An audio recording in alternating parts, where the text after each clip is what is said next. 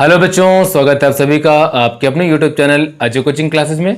Students, आज की इस वीडियो में हम लोग डिस्कस करने वाले हैं क्लास 9th और 11th के लिए एक डेरिवेशन जिसका नाम है कैपिटल जी और स्मॉल जी में संबंध। क्लास 9th में भी आपको डेरिवेशन मिलेगा और क्लास 11th में भी आपको ये डेरिवेशन मिलेगा। दोनों क्लासेस के लिए ये डेरिवेशन वेरी इंपॉर्टेंट है, ठीक है ना। तो चलिए बच्चों, यहां पर समझते हैं कि कैपिटल जी और स्मॉल जी में संबंध क्या होता है। अब इतना तो आपको पता ही होना चाहिए कि स्मॉल जी क्या होता है, कैपिटल जी क्या होता है। स्मॉल जी क्या होता है, गुरुत्वीय त्वरण, और कैपिटल जी क्या होता है, सार्वत्रिक गुरुत्वाकर्षण नियतांक। अच्छा, कैपिटल जी आपको कहां से मिला था, न्यूटन के नियम से। जो आपका न्यूटन का गुरुत्वाकर्षण नियम था ना, वहां से मिला था ना। हाँ, याद होगा आप लोगों को। तो फिलहाल डेरिवेशन हमें करना है, स्मॉल जी और कैपिटल जी में रिलेशन निकालना है। तो इसके लिए हमें कुछ मानना पड़ेगा। हमने मान लिया कि पृथ्वी है, पृथ्वी का केंद्र है O और द्रव्यमान है इसका ME और त्रिज्या RE है। क्लियर ना। पृथ्वी है, पृथ्वी का केंद्र है O, पृथ्वी का द्रव्यमान है ME और पृथ्वी की जो त्रिज्या है वो RE है। पृथ्वी की सतह पर M मास का कह सकते हो या M द्रव्यमान के एक पिंड रखा हुआ है। फिलहाल यहां पर एक हमने पर्सन को बना रखा है, तो आप लोग मैनेज करिए, कोई दिक्कत नहीं है। हमने मान ली पिंड, पिंड में तो हर एक चीज आ जाती है ना, एक आदमी भी आ सकता है, कोई दिक्कत नहीं, ठीक है ना। तो हमने क्या दिया कि पृथ्वी के केंद्र O से RE दूरी पर एक M द्रव्यमान के पिंड रखा हुआ है।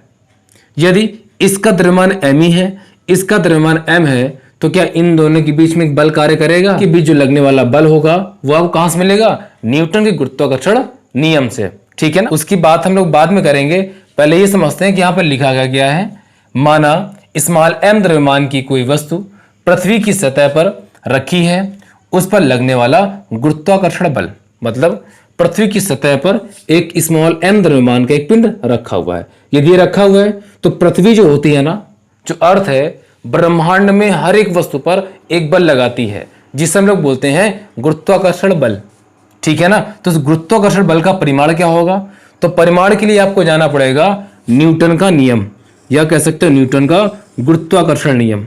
क्या बताया गया था कि जो बल होता है ना, दो पिंडों के बीच लगने वाला जो गुरुत्वाकर्षण बल होता है वो समानुपाती होता था किसके, M1 और M2 के, मतलब दोनों पिंडों के द्रव्यमानों के परिमाणों के समानुपाती होता है बल, और बीच की दूरी के वर्ग के व्युत्क्रमानुपाती होता है। और जब हम इन दोनों को मिक्स कराया था ना, एक जगह लिखा था, तो F समानुपाती निकल के आ गया था M1 M2 अपॉन R²। समानुपातिक चिन्ह हटा था और क्या आ गया था, कैपिटल G आ गया था, है ना। तो फिलहाल इसी सूत्र का हम लोग यहां पर प्रयोग करेंगे। तो लगने वाला जो गुरुत्वाकर्षण बल होगा इसका परिमाण क्या होगा, तो F बराबर हो जाएगा G, और यहां पर दोनों द्रव्यमानों का गुणनफल। तो यहां पर देखिए, एक द्रव्यमान अपने पास ME है, इसको लिख देंगे, और दूसरा द्रव्यमान अपने पास है स्मॉल m, और बीच की दूरी क्या है,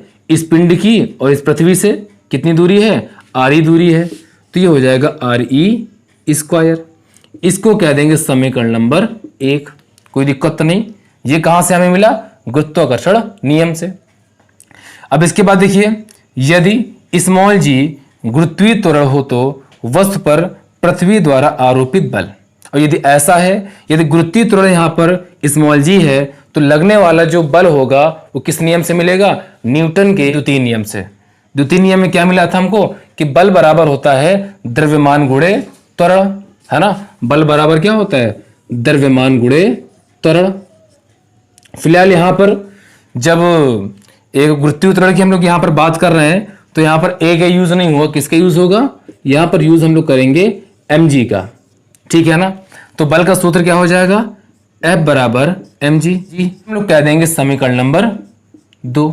बताइए कोई दिक्कत है क्या, कोई दिक्कत ना होनी चाहिए। अब बगल वाले थोड़ा सा हम लोग इरेज कर देते हैं, फिर आगे बढ़ते हैं।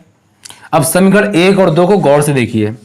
यदि आप लोग समीकरण 1 और 2 को गौर से देखोगे ना, तो कुछ बात आपको पता चलेगी कि सर दोनों समीकरणों में एक साइड तो बराबर है ना। यहां पर भी बल है और यहां पर भी बल है, दोनों बल का एक साइड बराबर है ना, और जब एक साइड बराबर हो जाएगा दूसरा साइड भी इसका बराबर हो जाएगा। तो बच्चों ऐसा करते हैं, फिगर को इरेज कर देते हैं, क्योंकि इतने में नहीं आएगा। फिगर को इरेज कर दें और यहीं फिर बगल में कर देंगे, है ना। फिगर वैसे ठीक ठाक है, बहुत अच्छा तो नहीं बना पाए लेकिन ठीक है, काम चल जाएगा आपका समझने के लिए। तो समीकरण 1 और 2 से हम लोग बात करें, समीकरण 1 व 2 से इन दोनों से क्या हमें संबंध मिलेगा कि एक साइड तो बराबर है तो ये भी साइड बराबर हो जाएगा, तो mg बराबर हो जाएगा g m upon R E square. ये तो हो जाएगा ना, बिल्कुल यही हो जाएगा। देखिए ये दोनों बराबर, ये दोनों आपस में बराबर हो जाएंगे। देखिए यहाँ पे कुछ कटने वाला है क्या, हाँ कट जाएगा, स्मॉल m से स्मॉल m कटेगा, तो g बराबर आ जाएगा g capital M e upon R E square. और बच्चों यही होता है स्मॉल जी और कैपिटल जी में संबंध, मतलब स्मॉल जी बराबर हो जाएगा G M E upon R E square. फिलहाल अच्छा जी का मान कितना होता है, जी का मान वैसे पृथ्वी की सतह पर 9.8 मीटर प्रति सेकंड, या कभी कदार हम लोग अप्रोक्स वैल्यू ले लेते हैं 10 मीटर पर सेकंड स्क्वायर। मतलब इतना आपको पता होना चाहिए, है ना, क्लियर ना, कोई दिक्कत तो नहीं। और बाकी G M E R E square की वैल्यू आप लोग जानते ही होंगे। तो बच्चों आप लोगों को ये डेरिवेशन बिल्कुल आसान था और अच्छे समझ में आया होगा। आसान तो बहुत ज़्यादा होता है। अच्छा ये दोनों क्लास 9th और क्लास 11 दोनों के लिए इंपॉर्टेंट है, तो आपको इस डेरिवेशन का रिवीजन आपको अच्छे से करना है।